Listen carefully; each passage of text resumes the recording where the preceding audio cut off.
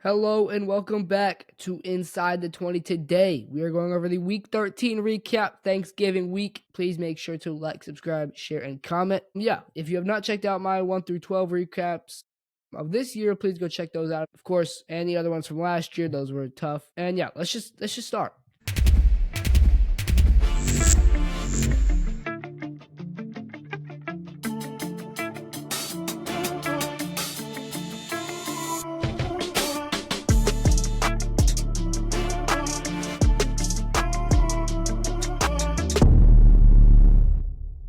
Starting, actually, one of the headlines I took out from this is the Bengals. Okay, my team, as you can see, they've been bad all year, and I think we've all seen that. And I think that nobody's really remembered what the Bengals were like back when they could actually stay healthy, and that was like a 1.5 year grace period.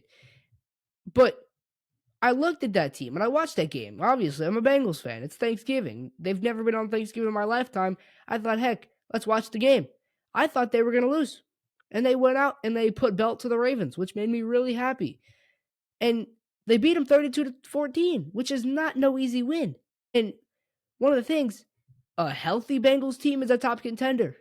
And I think that's something that people really forgot about because after 2022, when they made the AFC Championship game, they couldn't get back. They couldn't make the playoffs. They sucked, okay?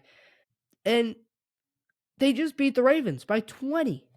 Like I said, the Bengals have shown in the past that they can compete when healthy. They went to a Super Bowl in 2021, and then they went to the AFC Championship game and got robbed by Joseph Asai pushing Mahomes out of bounds in 2022. And Burrow came back. Remind you, he hasn't been in since week 2. Also, the Bengals started 2-0 when Burrow was playing, okay? And last year, they started 4-8. Finished the season 5-0, finishing 9-8, missing the playoffs just because Kansas City decided to blow it to Denver, okay? And with a top 10 defense, I think they had the 3rd overall defense in 2021. They went to Super Bowl. And I think they had like the 5th or 6th, and they went to an AFC Championship game. It's just about putting it together. And that was with Lou Anarumo. And then everything, all the injuries happened and everything, and things got heated, and then they fell off. But here we are. I would say the Bengals are a top contender when they're healthy. And I think that's a very proven point in the 21st century. If the Bengals can stay healthy, you will see them in the playoffs, and you will see them competing for a lot of games.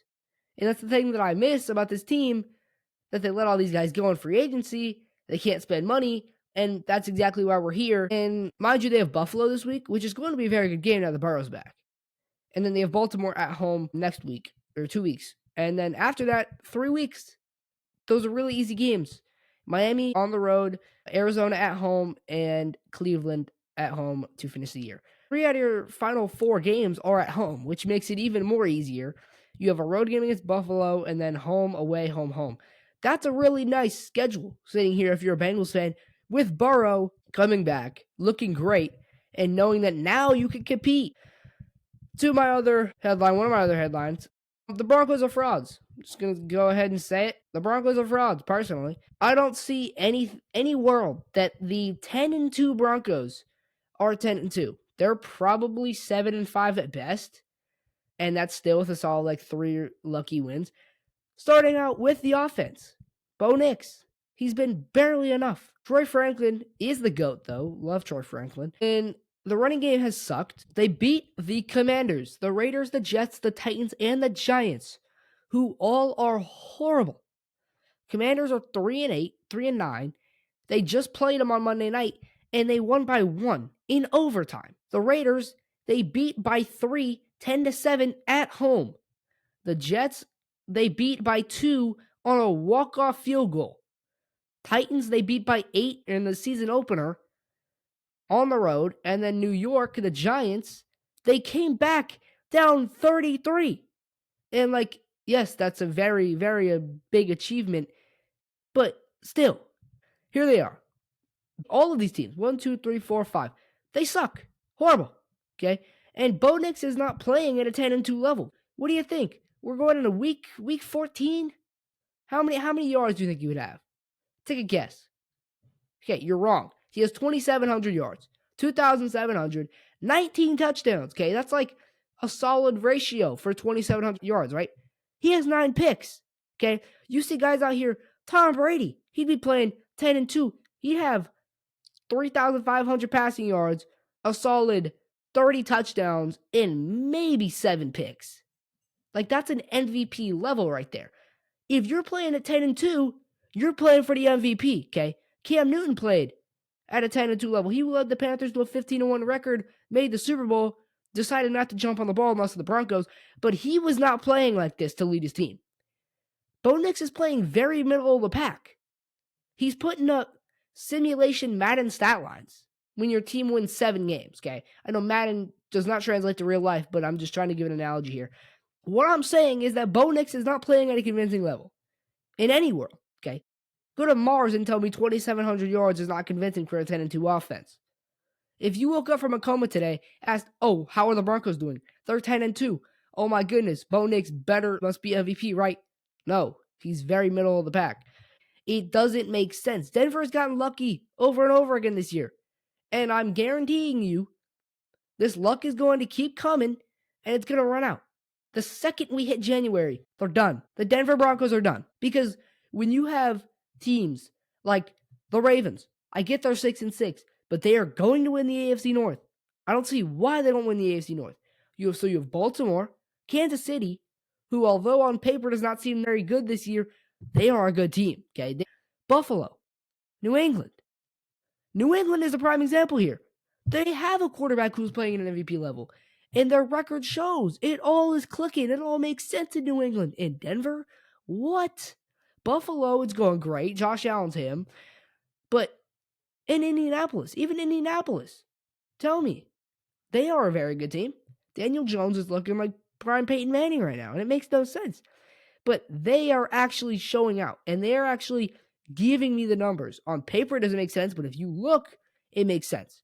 Now, it's kind of the opposite for Denver. On paper, it looks like it's going amazing, but then you look and you're like, how is this team 10-2?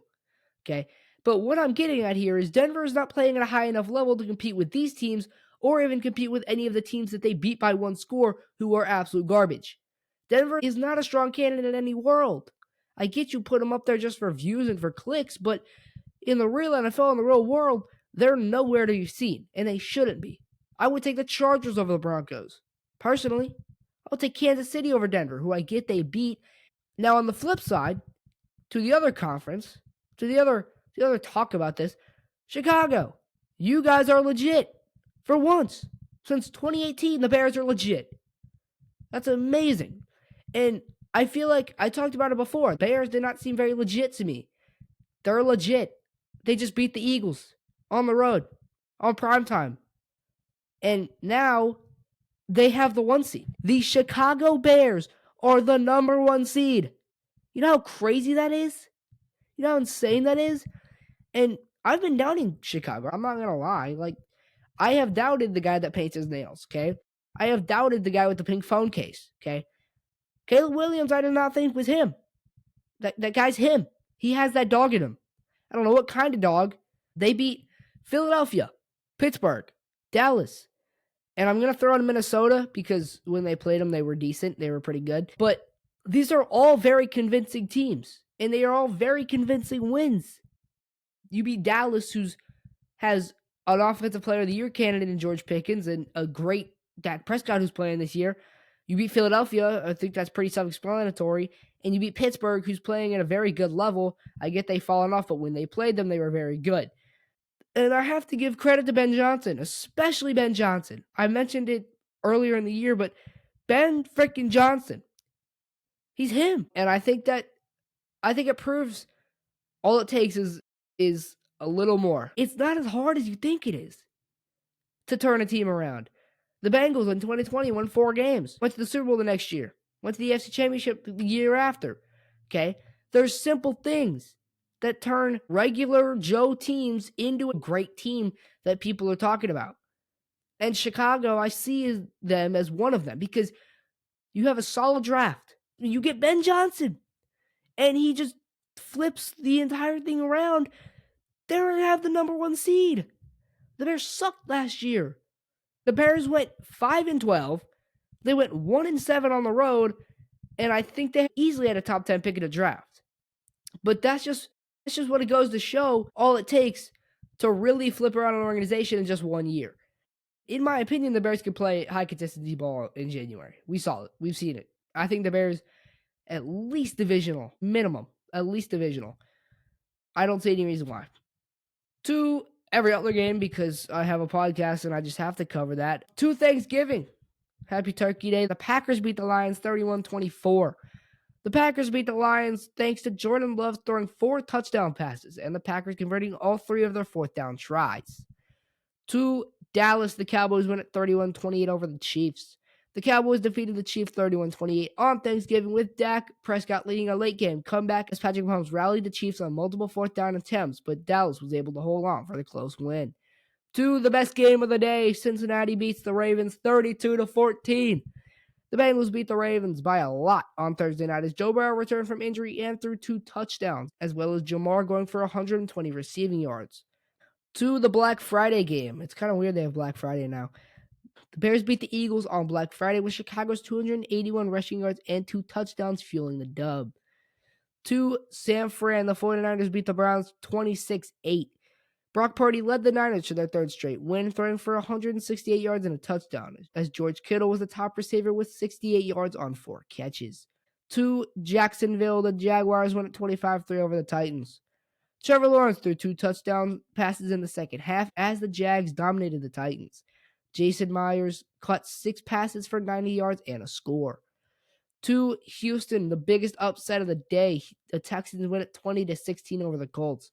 C.J. Stroud threw for 275 yards and a pick in Houston's close win as JT led Indianapolis on the ground with 85 rushing yards. To New Orleans, Dolphins win at 21-17 over the Saints. Tyler Shuck passed for 239 yards and 2 touchdowns, but the Dolphins relied on Devon Achane's 134 rushing yards to secure the dub, as Devontae Vele caught 8 passes for 93 yards and a score. To Atlanta, the Jets win at 27-24 over Atlanta.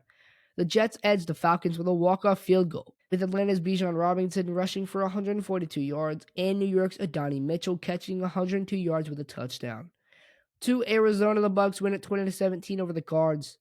The Bucs held off Arizona in a tight contest, with Jacoby Brissett throwing for 301 yards and 2 scores, as Trey McBride led the Cardinals receiving with 82 yards and a touchdown. To Carolina, probably bigger upset than the other one, the Panthers win at 31-28 over the Rams.